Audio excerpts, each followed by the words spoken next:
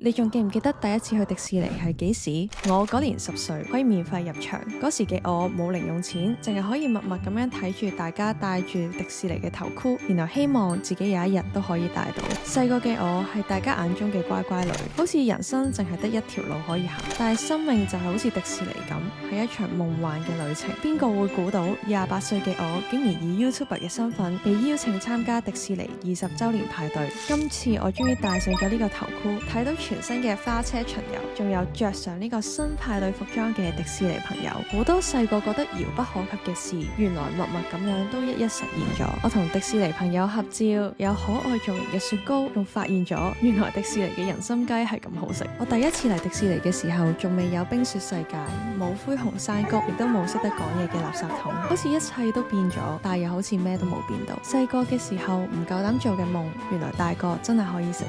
今次我唔再係嗰個淨係乖乖地企喺旁邊嘅細路啦，好似無論幾多歲去迪士尼都會遇見魔法。你第一次嚟迪士尼又係幾時呢？記住唔好錯過迪士尼嘅20週年啦！如果想睇更加多有趣嘅旅遊資訊，記得追蹤我，I am Lam Lam，親臨奇景持續更新中。